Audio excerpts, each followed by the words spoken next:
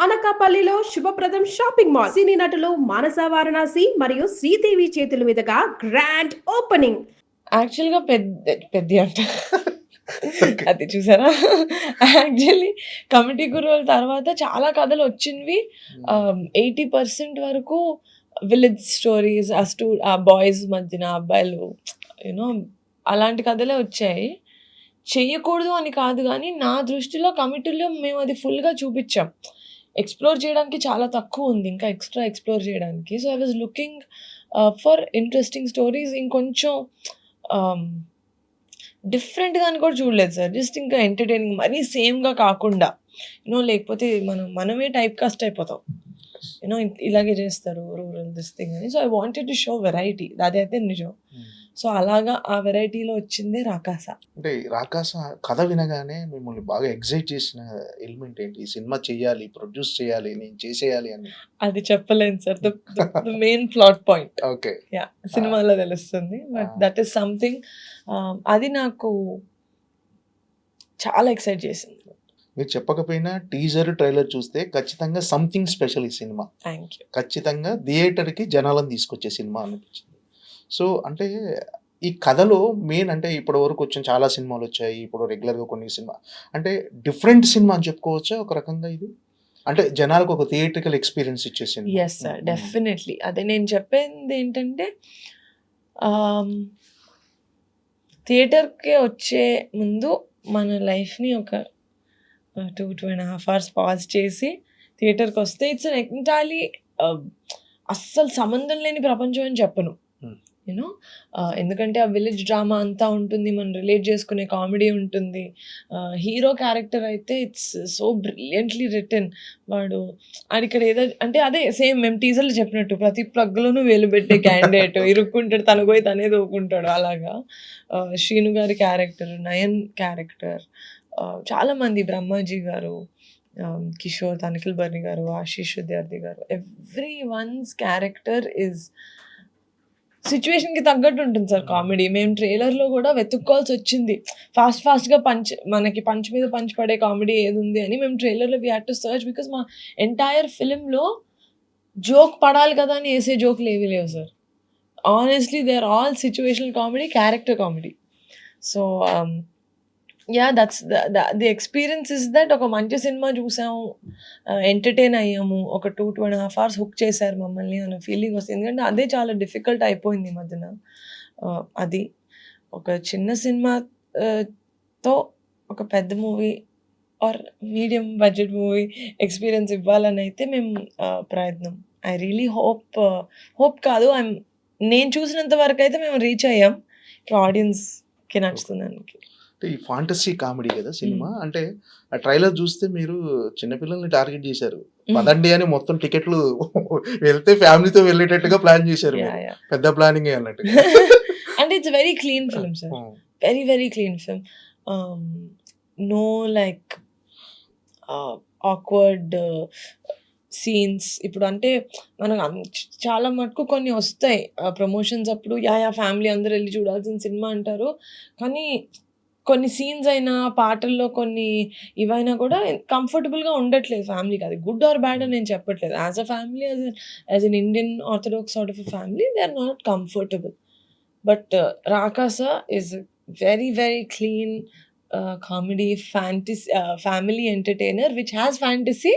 అది పిల్లల్ని ఎంటర్‌టైన్ చేస్తుంది. ఆల్సో మనం చందమామ కథలు విని, విఠలాచార్య గారి సినిమా చూసిన వాళ్ళకి కూడా అది మళ్ళీ తీసినట్టు అనిపిస్తుంది ఈ జనరేషన్‌లో. మానస శర్మ ఈ సినిమాతో డైరెక్టర్‌గా పరిచయం అవుతున్నారు. అంటే ఆమె చెప్పిన కథలు మీకు అంటే ఆమెను డైరెక్టర్‌గా పరిచయం చేయడానికి రీజన్ అంటే ఇంతకుముందు మీ పింక్ ఎలిఫెంట్‌లోనే యాహ్! పనిచేశారని కదా! యాహ్! అంటే ఆమెలో ఉన్న టాలెంట్‌ని ఎలా గుర్తించారు మీరు? అంటే it was a journey sir. మేము ఫస్ట్ నేను మానసని రైటర్‌లాగా కలిసాను. 'మ్యాడ్ హౌస్' అని ఒక సీరీస్‌కి అసలు ఆమెను చూడను కూడా చూడలేదు. నేను ఫస్ట్ ఆవిడ డైలాగ్సే చూసా. ఓకే. ఆవిడ వైజాగ్‌లో ఉండరు. అప్పుడు వైజాగ్ నుంచి పంపించేవాళ్ళు ఈమెయిల్‌లో డైలాగ్స్.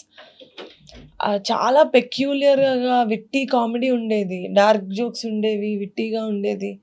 ఆమెను కలిసిన తర్వాత సేమ్ ఇప్పుడు ఉన్నట్టే ఎక్కువ గట్టిగా ఎమోషన్స్ బయటకు చెప్పరు. కానీ she is very sensible. So, అలా యాజ్ అ రైటర్ నేను కలిసి మేము బెంచ్ లైఫ్ అన్న సిరీస్ డైరెక్షన్ చేసింది. అక్కడి నుంచి స్టార్ట్ చేస్తూనే she is very good.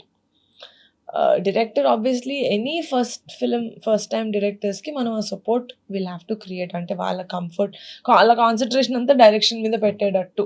So we also did the same thing, the team. I think we have put a very supporting team for her. She is very sensitive in a way that, sensitive అంటే మనం అనుకునే సెన్సిటివ్గా ఏడ్చేస్తుంది అది కాదు. ఎమోషన్స్కి చాలా సెన్సిటివ్గా ఉంటారు. ఏది ఎమోషన్స్ ఇప్పుడు రుద్దాలి మనం ఆడియన్స్ మీద అన్నట్టు కాదు. Very very natural. You should just let it come. So అది I really like about her as a director. And it's a journey sir. I've seen her. She has been a part of pink elephant. If I don't trust her, will trust her. Manasa garu Vittalacharya అభిమానిని నేను. విఠలాచార్య గారి సినిమాలు చూసి చిన్నప్పటి నుంచి పెరిగాను నేను. So Vithalacharya గారే ఈ సినిమాకి ఇన్స్పిరేషను. ఆయన సినిమాలు తీసినప్పుడు ఈ విజువల్ ఎఫెక్ట్స్, ఇవి గ్రాఫిక్స్ అవి లేనప్పుడు ఆయన సినిమా అప్పుడే అంత అద్భుతంగా ఉండేది. అలాంటి వాటికి ఇవి విఎఫ్ఎక్స్ యాడ్ చేస్తే ఎలా ఉంటుందో అలా అని చెప్పారు. సో నిజంగా అలాంటి థియేట్రికల్ ఎక్స్పీరియన్స్ ఇవ్వబోతుందా? Yeah sir, definitely. I agree. కరెక్ట్గా చెప్పింది మాన్ sir. That's what it is. Comedy, little bit of love, very cute love story. అది కూడా కథకి సెపరేట్గా వెళ్ళిపోయేది కాదు, కథలోనే ఉంటుంది. మానస కథ ఒక she's very, she has to be ప్రతిదీ కథలో పాటు కథ నుంచి బయటకు వెళ్తుంది, కథ నుంచి ఏది ఫర్ ఎనీ రీజన్. కామెడీ అయినా, లవ్ స్టోరీ అయినా, యాక్షన్ అయినా, ఏదైనా కథలోనే ఒక భాగంలాగా ఉండాలి అని. డెఫినెట్గా అంతే sir. Comedy, the fantasy element, ఆ చిన్న థ్రిల్లింగ్ మూమెంట్స్, ఎవ్రీథింగ్ కరెక్ట్గా చెప్పింది మానస. విఠలాచార్య గారి సినిమాలో విఎఫ్ఎక్స్ యాడ్ చేస్తే ఎలా ఉంటుంది అలా. ఏంటంటే మానస గారితో మాట్లాడినప్పుడు ఆమె చెప్పింది ఏంటంటే, ఇప్పుడు సినిమాలో విజువల్ ఎఫెక్ట్స్, విఎఫ్ఎక్స్ వర్క్ చాలా ఉంది. ఉన్నప్పుడు మరి ఎలా ప్లాన్ చేశారు? విఎఫ్ఎక్స్ వర్క్స్ సరిగా లేకపోతే, ఏమాత్రం లేకపోతే రిజల్ట్లో డెఫినెట్గా డిఫరెన్స్ కనిపిస్తుంది అన్నప్పుడు ఆమె అన్నది ఏంటంటే, ఫస్ట్ మేము సెకండ్ హాఫ్లో మా సినిమాలో ఎక్కువ విఎఫ్ఎక్స్ వర్క్ ఉందండి. సో ఫస్ట్ మేము సెకండ్ హాఫ్ షూట్ చేసి తర్వాత ఫస్ట్ హాఫ్ షూట్ చేసాము అని ఒక క్లారిటీగా చెప్పారు. నిజంగా అసలు ఆ ఐడియా ఎవరిది? అంటే ఈ ఆలోచన ఎవరిది అంటే, ఈ ఆలోచన మీకు ఎలా వచ్చిందంటే మీకెందుకు రాలేదని సిగ్గుపడిన రీతిలో సెకండ్ హాఫ్ ఫస్ట్ షూట్ చేయటం ఏంటి అసలు? నిజంగా అది అంటే మంచి ప్లానింగ్. అంటే కథ పరంగా తను చెప్పినట్టే మాకు సెకండ్ హాఫ్లో 90% ఆఫ్ ద విఎఫ్ఎక్స్ మాకు సెకండ్ హాఫ్లోనే ఉన్నాయి. అండ్ మా VFX Murali garu from Green Gold, he's very very experienced. So ఆయన చెప్పారు, ఆయన కదా ఐ థింక్ ప్రతి VFX supervisor will tell one thing that విఎఫ్ఎక్స్లో 3 ఉంటాయి, అందులో మనం ఒకటే కంట్రోల్ చేయగలం. ఓకే, కాదు 2 కంట్రోల్, ఒకటి కంట్రోల్ చేయలేము, something like that. Okay, quality, money and time. So మేము నేను అన్నా సార్ నేను మనీ కంట్రోల్ చేద్దాం అనుకుంటున్నానండి, టైం ఇస్తానండి, క్వాలిటీ మీరు ఇచ్చేయండి అని. అయితే he's like okay fine, will do that. So ఆ విధంగా చూసుకుంటే టైం కావాలి సార్ విఎఫ్ఎక్స్కి. So we were like okay will do it, second హాఫ్లో ఉంది కాబట్టి అది షూట్ చేసేద్దాం ఫస్ట్. యాక్చువల్గా ఇట్ ఈస్ డిఫికల్ట్, ఎందుకంటే ఇమోషన్ వైజ్ యాక్టర్స్కి కూడా కొంచెం ఇవి చేసుకొని అవి చేసుకొని మనం ఇలా అలా షూట్ చేస్తాం కదా. బట్ మనకి విజువల్ ఎఫెక్ట్స్ మంచిగా కనపడాలని it was a call from the production that అది ఫస్ట్ చేద్దాం అని చెప్పి షూట్ చేసాం. ఇంకా ఫస్ట్ హాఫ్ ఇంకా హ్యాపీగా విలన్ సీక్వెన్సెస్ అన్ని షూట్ చేసుకున్నాం. టోటల్గా అవుట్పుట్ చూసుకున్నారు కదా, ఇప్పుడు ఎలా అనిపించింది? సాటిస్ఫైగా ఉన్నారు? Very happy sir, very happy. We are ఒక విఎఫ్ఎక్స్ ఉన్న ఒక ఫోక్లోర్ ఉన్న ఒక సినిమా చేస్తున్నాం కానీ లార్జర్ దెన్ లైఫ్ మూవీ చేయట్లేదు sir. It is something that you will be like, అరే చిన్నప్పటి నుంచి వింటా వచ్చాను కదా ఈ కథలు అన్నట్టు. సో అంటే ఆడియన్స్ ఏ మైండ్ సెట్ తో ప్రిపేర్ అయ్యి రావాలి సినిమాకి? అంటే మీరు అన్నట్టుగా ఎంటర్టైన్ అయ్యే మైండ్ సెట్ తోటి రండి సార్, ఎంటర్టైన్ చేస్తాం. బ్రేక్ ఉంటుంది ఇంటర్వెల్లో, బయటకు వెళ్ళండి, పాప్కార్న్ కొనుక్కోండి, రండి, సెకండ్ హాఫ్ చూడండి. What I can say is, actually నేను ఇంటర్వ్యూలో చెప్పలేదు, ఇట్ ఫీల్స్ లైక్ ఒక టికెట్ సినిమాకి 2 టికెట్లు చూసినట్టు, ఒక టికెట్ డబ్బులకి 2 సినిమాలు. ఎందుకంటే the palette of the first half and the second half is very different. అది చెప్పగలుగుతాను.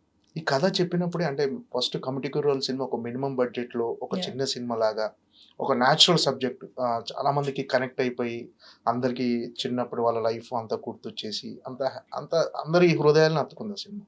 ఈ సినిమా కూడా అంటే చెప్పినప్పుడు మీకు బడ్జెట్ కనిపించిందా? ఈ ఈ బడ్జెట్‌లో ఇది ఫినిష్ చేయాలి అంటే పేపర్ మీద పెట్టుకున్నారా బడ్జెట్? పేపర్ మీద నేను యాహ్! డెఫినిట్‌గా first when I listen to a story నేను యాస్ ఎన్ ఆడియన్సే వింటాను సార్. నాకు నచ్చుతుందా? అంటే నేను చూస్తానా అని. అది యాస్ ఎ పర్సన్ నేను అది నమ్ముతానా అంటే ఆ క్యారెక్టర్స్ చేసేది కరెక్టా కాదా అది కాదు. As a film is for entertainment. అది నేను ఎంటర్‌టైన్ అవుతున్నానా లేదా అని చూసుకుంటాను. దాని తర్వాత all this business. As a business ఇది మనం ఎంత పెట్టగలుగుతాం? ఎంత పెడితే స్మార్ట్ ఎంతవరకు మనం అమ్మి ఆహ్, ఇలాంటి మంచి సినిమాని ఆడియన్స్ దాకా తీసుకెళ్ళగలుగుతాం? పబ్లిసిటీ ఎంత చేయాలి? అదంతా it's a second it comes second. First కథలాగా నాకు నచ్చుతుందా అని దాని తర్వాత కమర్షియల్ వైబిలిటీ అంతా తర్వాత వస్తుంది. సో, కథ నచ్చింది కాబట్టి ఓకే. ఏం చేద్దాం ఇప్పుడు? ఎక్కువ పెట్టొద్దు అని చూసి ఈ ఫిల్మ్‌కి ఎంత కావాలో అంత పెట్టామని నా okay. Feeling sir. We okay. Did not go over budget. ఏదో ఎక్స్‌ట్రా స్పెండ్ చేసి మా దగ్గర ఇన్ని డబ్బులున్నాయి, లేకపోతే మాకింత వీఎఫ్ఎక్స్ ఉన్నాయని చూపించుకోవడం లేదు సార్. Cinema is not for show off. అంటే బడ్జెట్ మీ కంట్రోల్‌లో ఉండేదా?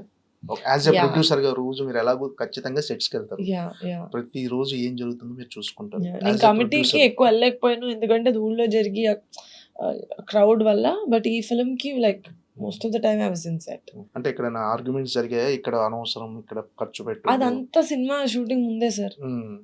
ప్రొడక్షన్ స్టార్ట్ అయిన తర్వాత ఇంకా everything will be on okay. Paper. Okay. Production start అయిన తర్వాత సెట్‌లో గొడవలు అంటే ఇంక టైమ్ కన్‌స్ట్రెయింట్స్ కొంచెం. ఆహ్, అంతే that's it. Time constraints last minute ఏదో సెట్ ప్రాపర్‌గా ఏదో it could be many things. Hmm. It could be sometimes makeup or time, health reasons మాకు కొంచెం బానే బికాజ్ చాలా మందితో చేసాం. అండ్ ఆల్సో వర్షాకాలంలో, వింటర్స్‌లో చేయడం వల్ల there was a lot of health issues also. But అవన్నీ మన కంట్రోల్‌లో లేనివి. హ్మ్. మన కంట్రోల్‌లో ఏవైతే ఉన్నాయో అవి కంట్రోల్‌లో ఉండే సార్.